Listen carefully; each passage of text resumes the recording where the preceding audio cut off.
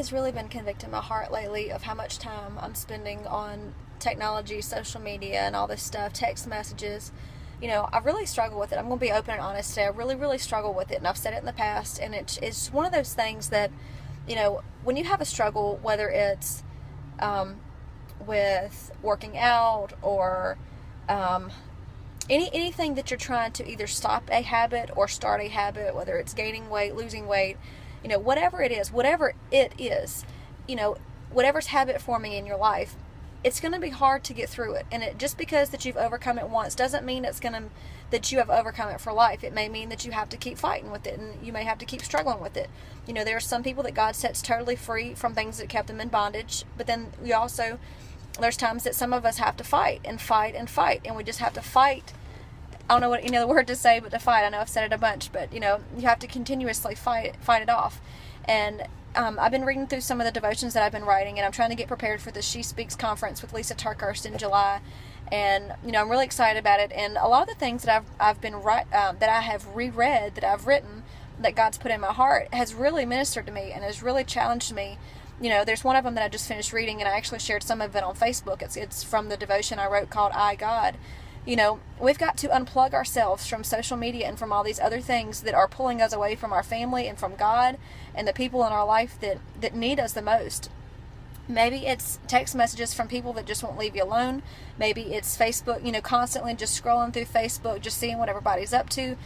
Endless hours on Pinterest and Instagram and Snapchat and all these other things that are pulling us away from God and from the people in our lives that we need to be there with the most. There is this crucial space that the enemy is trying to invade in our lives, and that's that space that's in between God and us and our family and us.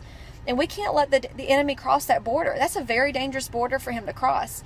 And I just want to encourage you, something that really stuck in my mind, it's in Proverbs chapter 3 verse 28, and it talks about don't deny your neighbor something that you can give to them today. And it made me think of my kids. There are so many times that, and I'm on my phone so I can't show you, but there's so many times that I'm on my phone, I'm text messaging, or on Facebook, and I'm doing something on my phone, and one of the kids come up to me and they're asking me a question, and I'm just going to be honest. Sometimes I get so caught up in what I'm doing, I'm looking down, I'm like, yeah, yeah.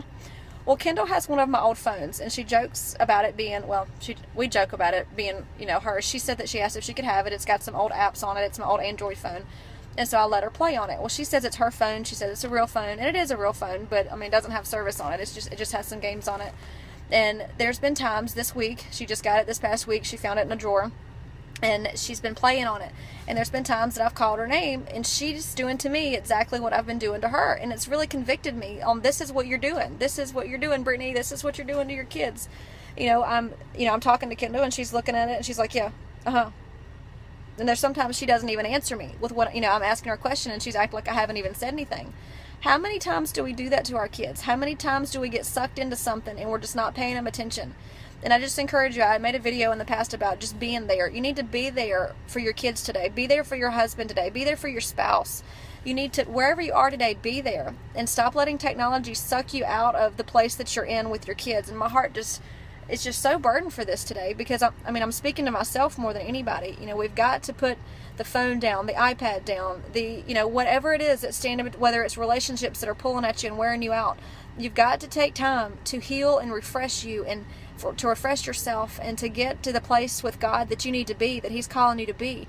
You may be distracted. There may be things that God's calling you to do, but you're too distracted. And again, I'm speaking to myself. You're too distracted by so many other things that seem important, but God's telling you to overlook it, and He's trying to put the blinders on, and you're trying to rip them off and stay where you are.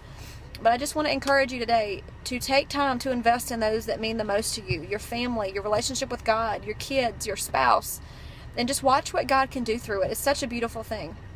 But live life unscripted today and just be encouraged. Love you guys.